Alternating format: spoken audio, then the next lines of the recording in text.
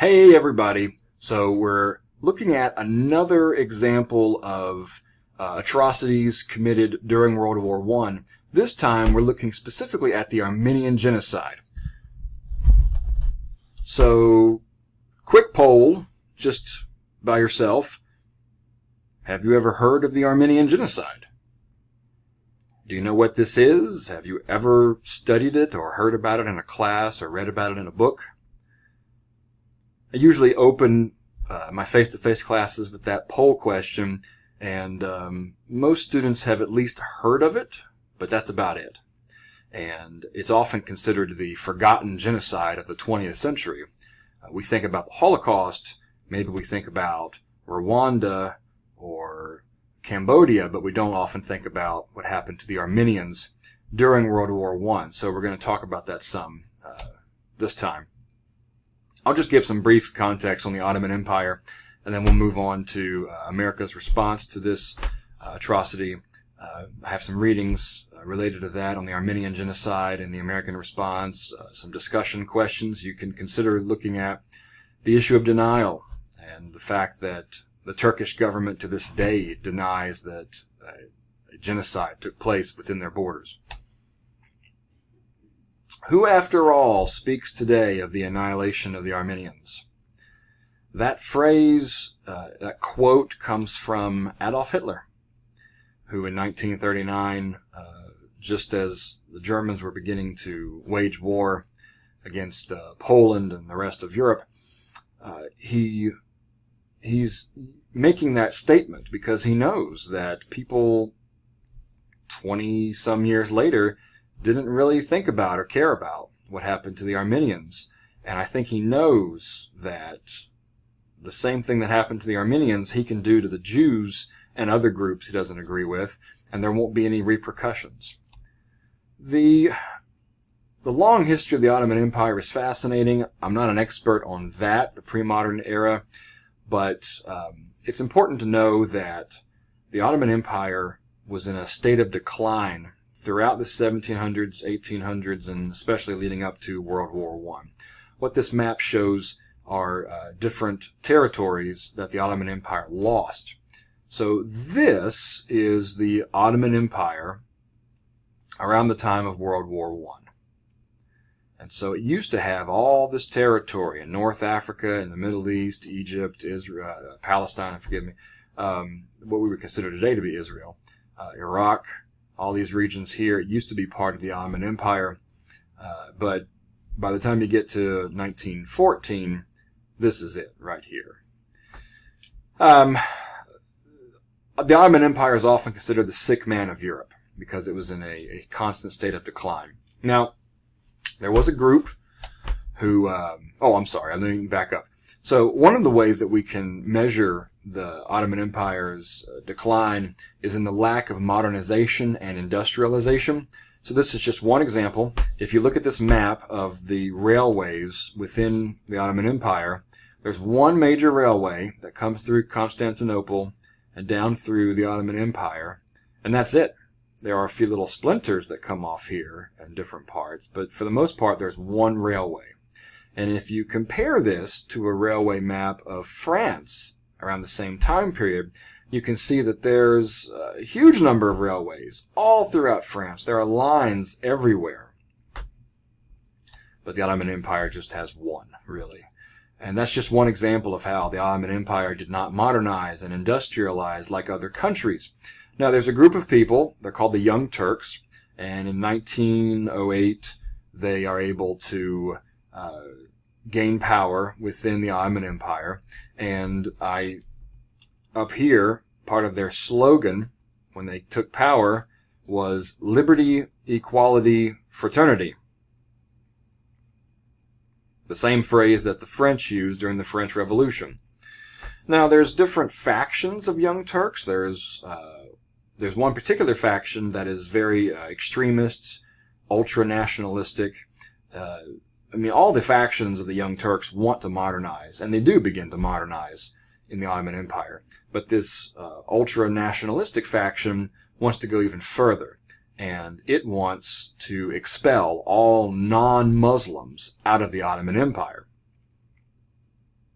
And so that group finally gains control of the Ottoman Empire in 1913, and they're able to begin persecuting, or they're able to ramp up the persecutions of the Armenians.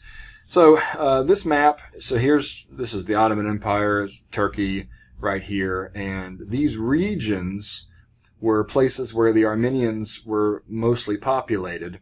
You can see there's populations of them here that borders Russia. There's some here, and there's some down in Syria and what we call the Middle East. The Armenians were a group of Christians, and since they are non-Muslims, this extremist group of Young Turks are going to want to get rid of them. They're going to want to deport them away from where they had been living to other places. And so you see this map of mass deportations and massacres. I often tell students that it's ironic, for lack of a better word, it's ironic that the Young Turks come to power wanting to modernize, and they do begin to build more railways. That process of modernization actually makes the ethnic cleansing and the genocide possible, because you can see how there are these deportation centers that are springing up all throughout the Ottoman Empire, and because of the growth of the railway system, they're able to transport the Armenians more easily from the one part of the country towards the center of the country. And this is just a picture of a train station showing how packed in these Armenians are in 1915, being deported. And that's really just a euphemism. It's a nicer way of saying that they're going to be killed. They're going to be forcibly relocated and then executed. Now, there was a U.S. ambassador, Henry Morgenthau Sr., who was fully aware of this. He's on the ground in the Ottoman Empire at the U.S. Embassy, and he knows that this is happening. You can actually read his telegram to the State Department. This is dated in July 1915, and he asks deportation of and excesses against peaceful Armenians is increasing, and from harrowing reports of eyewitnesses, it appears that a campaign of race extermination is in progress under a pretext of reprisal against rebellion. So the U.S. ambassador was aware of this. He's sounding the alarm, sending information back to the State Department. There were reporters within the New York Times who were reporting on what was happening. These were some of the headlines about million Armenians killed or in exile, 800,000 Armenians counted destroyed, tale of horrors done in Armenia. So people in the U.S. were aware of this. There was a campaign. This poster here is from the American Committee for Armenian and Syrian Relief, and you can see how it's wanting Americans, particularly Christians, it's targeting. It says here the opportunity for our Sunday school. So it's targeting Christians, and it's wanting them to contribute money to help these children who are in need. And they do need help. And so this is an example of humanitarian aid. This is another poster from the time period. It's called They Shall Not Perish. It's organized by the American Committee for Relief in the Near East. And you can see this heroic image of Lady Liberty, who is protecting or helping out someone in distress, presumably somebody from this region of the world in what they call the Near East. But two different examples of how the U.S. is aware of what's happening and trying to rally support for humanitarian aid. So Woodrow Wilson was aware of this, and in his 14 points, which is one of his famous speeches, the most famous part of his 14 points is he calls for the League of Nations. He wants that to come up. But what's lesser known sometimes is point number 12, where he admits that the Turkish portion of the present Ottoman Empire should be assured sovereignty, but other nationalities under Turkish rule should be assured an undoubted security of life and an absolutely unmolested opportunity of autonomous development. So he was aware of what was happening to the Armenians, and he was trying to raise awareness of that. Former U.S. President Teddy Roosevelt called this out and said that the Armenian massacre was the greatest crime of the war. He specifically calls out Woodrow Wilson because what he's saying here is that all this talk of future peace is nonsense. And then he also goes on to say that this talk of making the world safe for democracy, that was a phrase that Wilson used a lot. He's saying that phrase is insincere claptrap. So he was very adamantly opposed to the U.S. position. He wanted the U.S. to do more to help the Armenians. Some questions you can think about as you read through these documents. What is your general reaction to the genocide? How did government officials justify their actions against the Armenians? Why didn't people do more to stop the deportations and massacre? Why didn't people in the Ottoman Empire do more? Why didn't people in Europe, why didn't people in the U.S. do more? Why did the U.S. support humanitarian assistance for the Armenians but not so much military action? And then how do individuals deny the Armenian genocide? I'll show you a map of that in just a second. To make sure you're aware of what happened before and after the war, this is before World War I. I want you to see how the territories throughout Europe change. So look at Germany here. Look at Russia here. Austria-Hungary. And then this region of the world down here, what we call the Balkans. I'm just going to go back and forth. So pay attention to Germany. This is Germany after the war. And it begins to lose some territory right here, so that a newly created Poland can have access to the Baltic Sea. So look at Germany. Just going back and forth so you can see some of the changes there.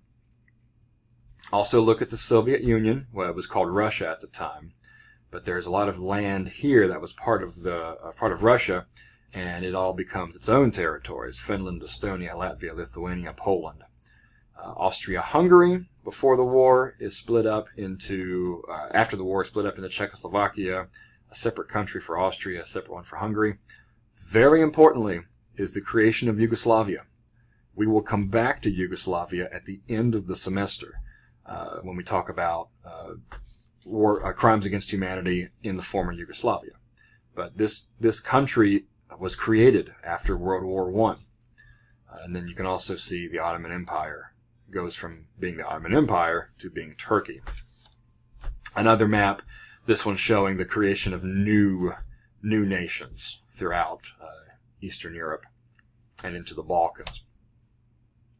Woodrow Wilson originally wanted to create a separate Armenia, and so this would have been the plan that he had proposed, thought about, but ultimately this never happened. So there was no creation of Armenia after World War I.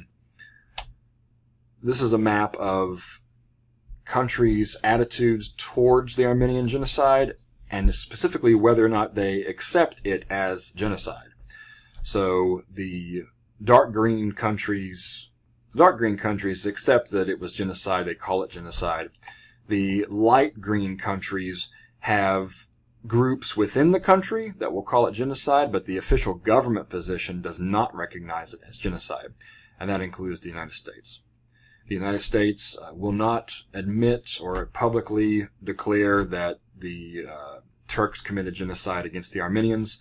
Part of this is because of relations with Turkey. The United States wants to maintain good relations with Turkey. The United States has a military presence within Turkey, and so if the United States officially declared this was genocide, it could endanger those military operations and military presence in Turkey. And that's a strategic part of the world the U.S. doesn't want to vacate. I want you to look at the next chapter in Bass on Constantinople and the plans to put the perpetrators of genocide, of the Armenian genocide, plans to put them on trial after World War I. We saw what happened after World War I in Germany with the Leipzig trials, and now we need to look at what happened after World War I in the Ottoman Empire to put these Turkish officials on trial. So that's all I got, everybody. Have a great day. I'll see you online.